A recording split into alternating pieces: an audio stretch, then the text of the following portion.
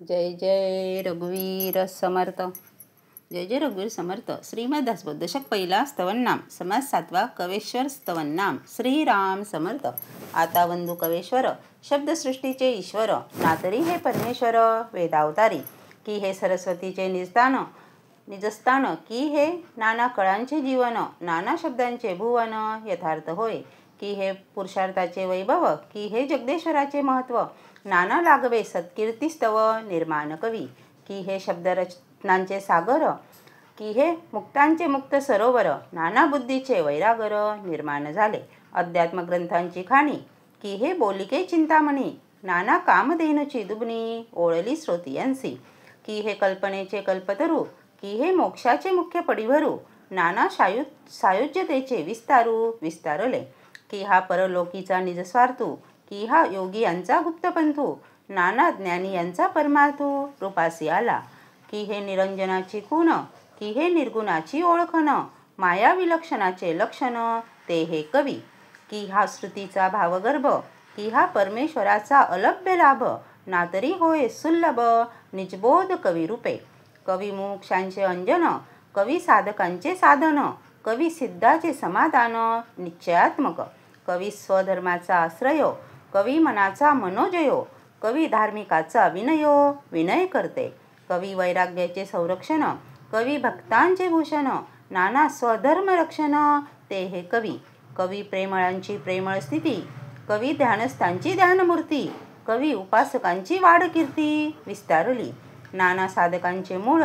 कवी नाना प्रयत्नांचे फळ नाना कार्यसिद्धी केवळ कवीचे प्रसादे आदी कवीचा वाग्विलास तरी मग श्रवणी तुंबळे रस कवीचे निमती प्रकाश कवित्वास होय कवी व्युत्पन्नांची योग्यता कवी सामर्थ्यवंतांची सत्ता कवी विचक्षणाची कुशळता नाना प्रकारे कवित्वाचा प्रबंध कवी नाना धाटी मुद्राछंद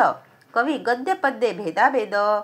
पदत्रास करते कवी सृष्टीचा अलंकार कवी लक्ष्मीचा शृंगार सकळ सिद्धीचा निर्धार ते हे कवी कवी सभेचे मंडन कवी भाग्याचे भूषण नाना सुखांचे संरक्षण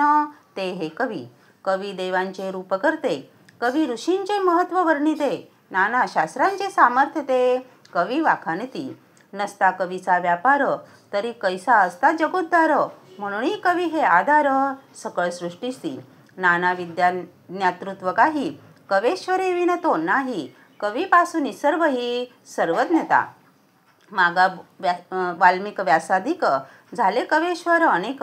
तयापासून विवेक सकळ जनासी पूर्वी काव्य होती केली तरीच व्युत्पत्ती प्राप्त झाली तेने पंडितांगी बाणली परम योग्यता ऐसे पूर्वी थोर थोर